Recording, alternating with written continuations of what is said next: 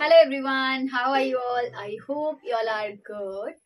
So first of all, before starting this, I would like to say Happy Republic Day to you all. Okay? तो हमने अपना क्या करा था कि जो इसके पहला टॉपिक था organisational structure we have finished. ठीक है, we had finished that topic and today we will study about the advantages and disadvantages of functional and divisional structure. Okay, देखिए functional or divisional, I already told you that what is the meaning of functional structure and what is the meaning of divisional structure. Okay, now see advantages. Firstly we will study the advantages of this one. Okay, see first one is specialization. Now specialization means मैंने आपको बताया था functional में क्या था कि ये एक डिपार्टमेंट होता है जिसका लाइक प्रोडक्शन का होगा तो प्रोडक्शन डिपार्टमेंट करेगा, परचेज का होगा तो परचेज डिपार्टमेंट करेगा. ठीक है, तो इसीलिए यहाँ पर क्या होता है कि एक ही चीज में स्पेशलाइज्ड होता है. ठीक है, तो इसीलिए यहाँ पर क्या हुआ कि स्पेशलाइजेशन होता है is a advantage for us. Fine. Then next one is easy supervision. Easy supervision means कि एक एक डिपार्टमेंट सबका बना हुआ है. It is very easy to supervise all the things. ठीक है, तो सारी चीजों को देखना बहुत इजी हो जाता है क्योंकि स्पेसिफिक चीजें बनी हुई है वहां पर. ठीक है, then next one is easy coordination. अब इजी कोऑर्डिनेशन का मतलब क्या होता है, अगर हम कहीं जॉब कर रहे हैं, कहीं वर्क कर रहे हैं, किसी कंपनी में काम कर रहे हैं तो उसमें कोऑर्डिनेशन इज वेरी नेसेसरी. ठीक है, तो यहाँ पर कोऑर्डिनेशन कैसे होता है, इजी कोऑर्डिनेशन कैसे होता है, क्योंकि हर किसी का अपना अपना डिपार्टमेंट है और सारे डिपार्टमेंट एक दूसरे से रिलेटेड है. ठीक है, जैसे परचेज डिपार्टमेंट किससे, प्रोडक्शन से रिलेटेड होगा, प्रोडक्शन किससे होगा, सेल से रिलेटेड. सारे डिपार्टमेंट्स आपस में क्या है, कनेक्टेड है. ठीक है, इसीलिए कोऑर्डिनेशन जो क्या होता है वो इजी होता है. Next one is effective training. Effective training देखिए क्या है, सबका एक एक डिपार्टमेंट है तो उसमें क्या होगा कि उनको ट्रेनिंग देना इज वेरी इजी. ठीक है, सारी, क्योंकि उनको एक ही चीज की ट्रेनिंग देना है. अब ये नहीं कि आपको उसको वो भी सिखाना है, दूसरी चीज भी सिखानी है, नहीं. जिस चीज का उसका डिपार्टमेंट है, जिस डिपार्टमेंट पे उसको वर्क करना है तो हमें उस चीज की सिर्फ ट्रेनिंग देनी है उसको. ठीक है, then next one is, so these all 4 advantages we have. ठीक है, we have some more advantage in a book. ठीक है, तो आप लोग बुक से पढ़ सकते हैं उसके बारे में और जो मेन पॉइंट्स थे वो मैंने आपको पढ़ा दिए. ठीक है, then next one is disadvantages. Now what are disadvantages? First one is difficult to fix accountability.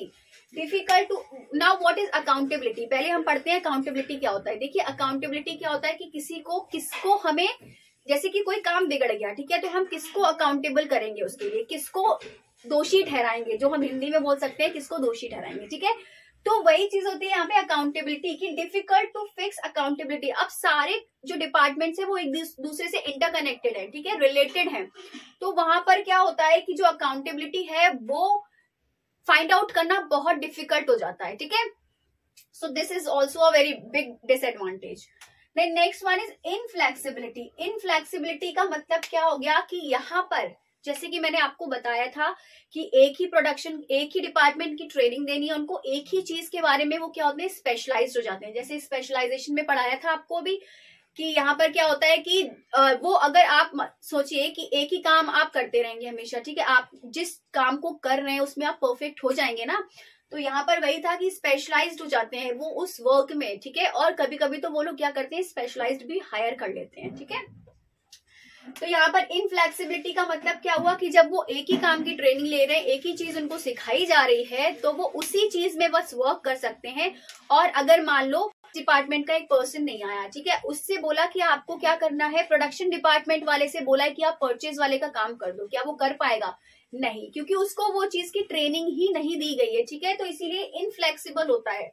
We can't change, हम लोग उसको क्या कर सकते हैं, चेंज नहीं कर सकते हैं. ठीक है, now next one is difficult in achieving organizational goals. difficulty in achieving organizational goals means यहाँ पर वही चीज है कि एक चीज का क्या होता है, एक ही मतलब डिपार्टमेंट में सारे वर्क कर रहे थे, एक ही चीज की ट्रेनिंग होती है. अगर हम इन केस वो बंदा, मैंने जैसे आपको बताया कि उस पर्सन की जॉब कोई दूसरा नहीं कर सकता है, तो हम इस पे यहाँ पे क्या कर सकते हैं, चेंज नहीं कर सकते हैं. तो उस चीज में क्या होता है, कभी कभी वर्क डिले हो जाता है, बहुत सारी चीजें हो जाती है जिसके कारण क्या होता है, हमारे जो गोल्स होते हैं वो कंप्लीट नहीं हो पाते हैं. Okay, so these all are the advantages and disadvantages of functional structure. Now next one is divisional. Now see divisional.